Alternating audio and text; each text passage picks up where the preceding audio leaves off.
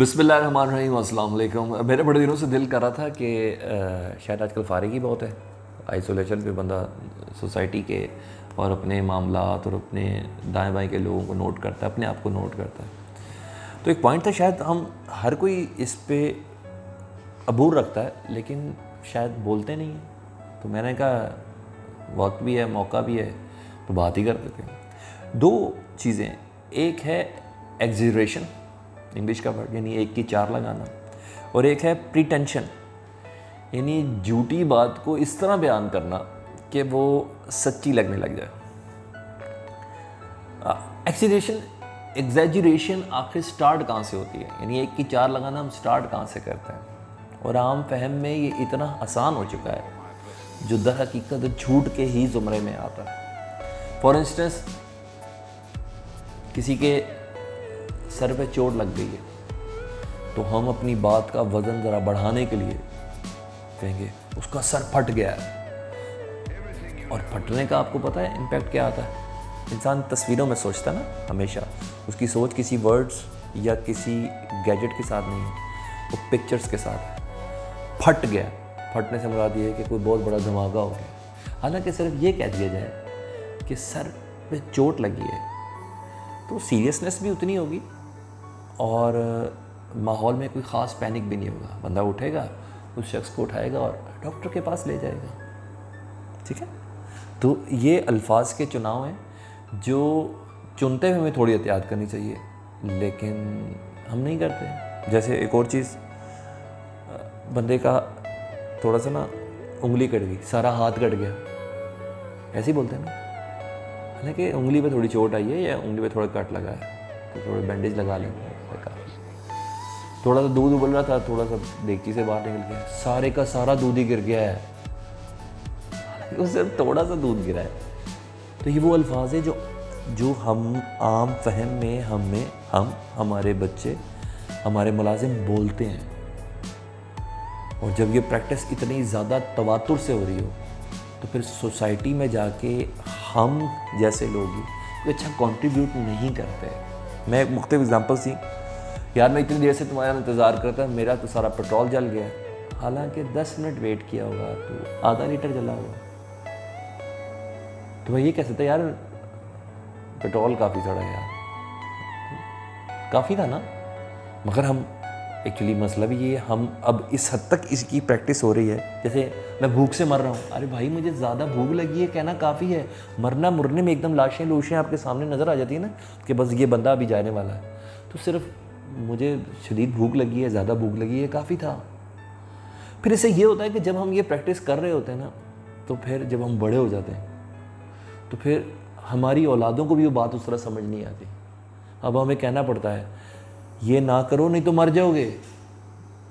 अब हम ये नहीं कहते यार ये करोगे तो चोट लग जाएगी, या माचिस की दिया सलाई जलाओगे तो हाथ जल जाएगा। हम सीधा मरने पे बोलते हैं। यानी हमारा एक तो हमारा बोलने का स्टाइल तो था ही था, अब हमारे छोटे और बच्चे भी अब समझने से कासिर हैं, जब तक एक्सट्रीम लेवल पे ना हो। यानी मोबाइल नहीं देखो आंखें ज़ाया हो जाएंगी। नहीं यार, ज़्यादा मोबाइल देखना आंखों के लिए तकलीफ़ का बाइस है, ज़ाया, क्योंकि हम ज़ाया से नीचे समझते ही नहीं है। अब प्रॉब्लम ये हो गई है कि जो हम कर रहे थे तो करते करते हम बड़े हो गए। बच्चों के लिए वो रोज़मर्रा की गुफ्तगू थी, अब बच्चे उससे कम में, हम समझ नहीं रहे हैं। तो ये चीज़ें, हम लोग भी बहुत एक्सट्रीमिस्ट हो चुके हैं।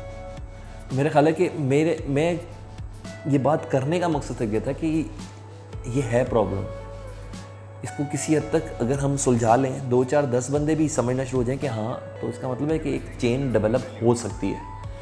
तो मैं चाहूँगा कि एग्जैजरेट नहीं किया करें, जो चीज़ जितनी है उसको बताने में कोई हर्ज नहीं है। और ऐसे में अब सोशल मीडिया आ चुका है, वो क्या करता है, वो प्रीटेंशन क्रिएट करता है, यानी झूठी बात को इस ज़बरदस्त तरीके से बयान करेगा कि वो सच्ची लगने लग जाएगी। इससे क्या हो गया है, हमारी सोसाइटी के अंदर अनसर्टनिटी डेवलप होगी। हम एक ख़ास किस्म के शक के अंदर मुब्तला हो चुके हैं। कोई रिलेशन अब शक से मुबर्रा नहीं रहा। कोई मुस्कुरा के बाहर बात करता है तो उसकी मुस्कुराहट पर शक करता है, कोई हमसे ज़रूरत इखलाक से बात करता है तो हम उसकी अखलाक के ज़ुमरे में लाते हैं कि यकीनन उसको मुझसे कोई काम होगा। हालांकि ऐसा नहीं है, वो है ही खुश शक्ल और इखलाक से बात करने वाला। उसको उसके बड़े ने तमीज़ ये सिखाई थी। यानी कोई आजिज़ है तो समझते कि ये फारिग हो गया मैं बिल्कुल, तो उसको दबा दो। हालांकि वो उसकी आजिज़ी थी। उसने सबक ये पढ़ा था कि आजिज़ को फल लगते हैं, शायद वो इसलिए आजिज़ था। तो जब हम इन सब चीज़ों के साथ चल रहे होंगे तो फिर सोशल मीडिया पे वही एटमॉस्फेयर सामने आ जाएगा कि झूठ, इतना झूठ बोलो कि वो सच लगने लग जाए। फिर यही वजह है कि हमें दिन में 1200 मैसेज रिसीव होते हैं। क्रॉस चेक करें तो शायद 5 या 6 ही सही होंगे, तो 995 गलती होते हैं। या एग्जेजरेशन है या प्रिटेंशन है, कुछ ना कुछ है। 2 जमा 2 4 करने में किसी को कोई आ रही प्रॉब्लम ही नहीं है। यानी वो इसको झूठ नहीं समझता, उसको गुनाह नहीं समझता। तो मेरा ख्याल है कि बैरूनी सोसाइटी से अगर मैंने कुछ सीखा है तो आप लोगों को भी सीखना चाहिए। मैं 2 मिनट में आया का मतलब 2 मिनट ही हो ना, वो 2 घंटे ना हो। 1 सेकंड वेट करो का मतलब 1 सेकंड हो ना भाई, बोल दो 10 मिनट वेट करो। फिर 10 मिनट का मतलब 10 मिनट ही हो ना। मरे जा रहे हैं इस लॉकडाउन में बाहर निकलने के लिए, काम पे हमारी जान निकल रही थी। कितना किया इतना काम आप लोगों ने, पाकिस्तान को सुपर पावर बना दिया आप लोगों ने, तरक्की याफ्ता बना दिया आप लोगों ने। 12-12 बजे तक स्टोर खोल के क्या किया? अमेरिका में तो 7 बजे बंद हो जाता है। क्या किया? कुछ भी नहीं किया, सिर्फ एग्जरेट किया कि ज़्यादा से ज़्यादा बैठ जाएंगे तो कुछ होगा नहीं।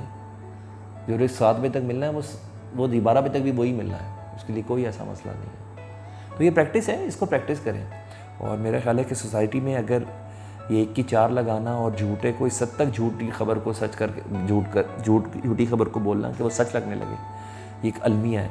अगर ये दूर हो जाए तो हम एक दूसरे पे एतबार आना शुरू हो जाएगा, हम एक शक के माहौल से निकल जाएंगे।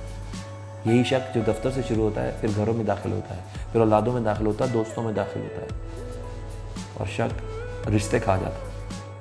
तो मेरा ख्याल है कि जितनी बात हो उतनी ही कही जाए और उसको सहल और आसान तरीके से की जाए तो समझने में भी आसानी होगी। और मेरा ख्याल है कि इस बात को आपको लोगों तक पहुंचाना भी चाहिए। सलमान आज़म को इजाज़त दीजिए, खुदा हाफ़िज़।